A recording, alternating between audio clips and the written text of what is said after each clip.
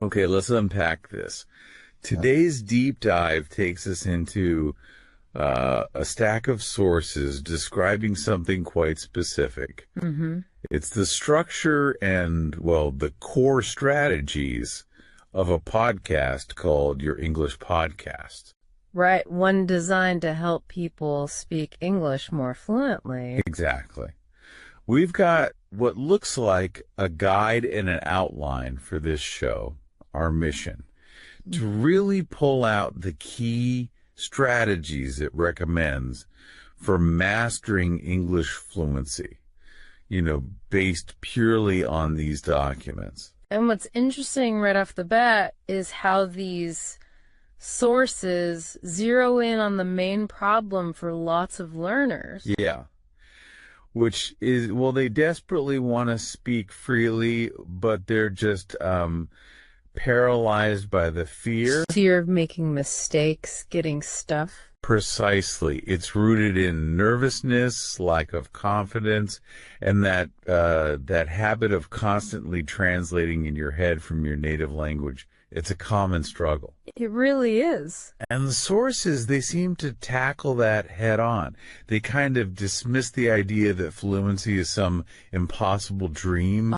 They present this Your English podcast as a practical way forward, to boost your English bit by bit, promising to help you overcome those fears and actually speak freely. Yeah, the sources say even the hosts plan to use simpler language, especially for beginners. They dive into daily habits, the need for English, but keep it accessible. Simple language is crucial then, according to these sources. Oh, absolutely. It's stressed throughout. They make it really clear you don't need tons of complex words to be fluent.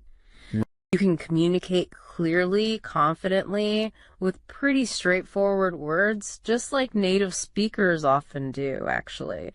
It's about clarity, getting the message across, even if your vocabulary is limited at first. Okay, so clarity and confidence over complexity. How does this guide suggest you actually get there? From feeling stuck to speaking clearly. Well, the documents lay out a very clear plan. It's almost sequential. A step-by-step approach. Exactly. And the very first step outlined is listening. Listening. Okay. The sources argue this is absolutely fundamental, just like how kids learn their first language by hearing it constantly. Makes sense. They recommend daily exposure, podcasts, songs, videos, whatever.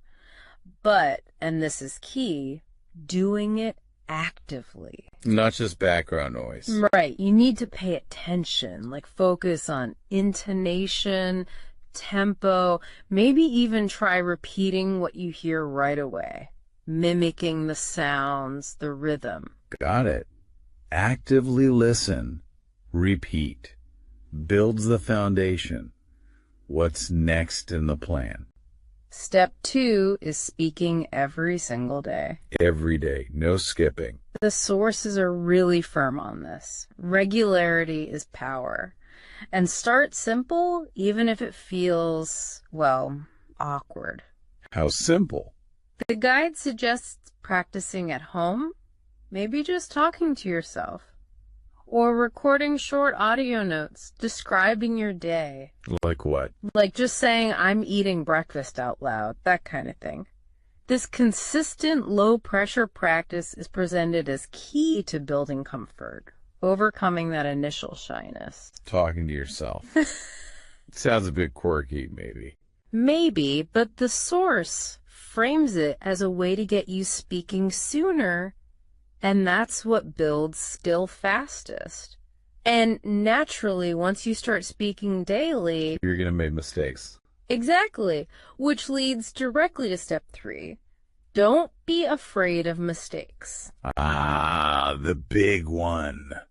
Overcoming the fear. Precisely. The sources call mistakes completely natural. Necessary, even. Necessary? Yeah, they're not failures. They're feedback. They show you exactly where you need to improve. The The documents basically say, remember, everyone makes errors. Even native speakers slip up sometimes. So the advice is, ditch perfectionism. Speak boldly, even if you mess up. Maybe record yourself and analyze it later, but in the moment, just speak. Treat every error as a lesson learned. speak confidently, learn from errors. That really flips the script on fear.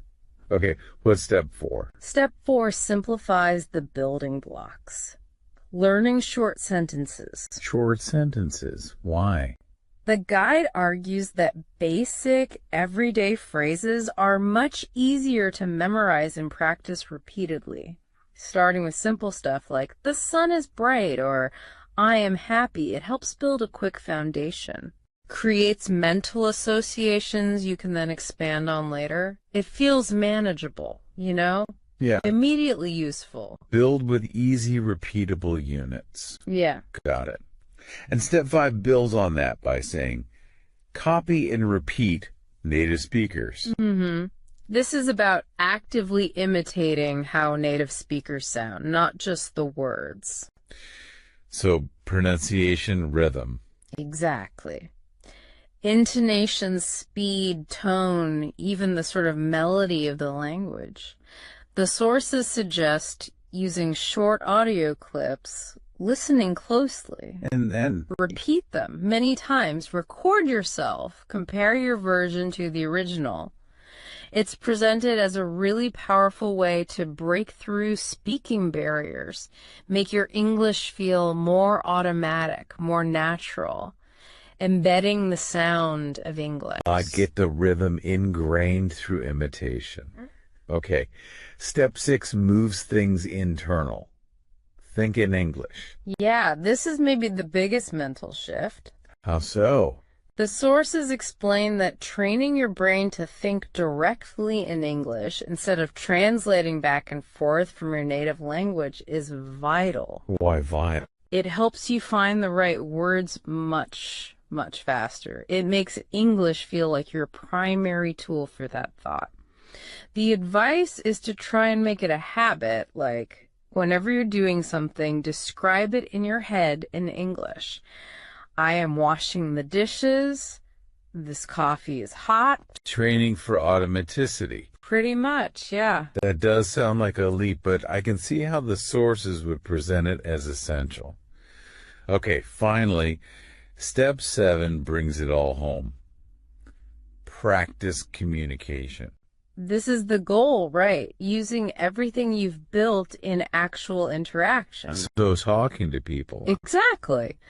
The guide advises actively seeking chances to talk.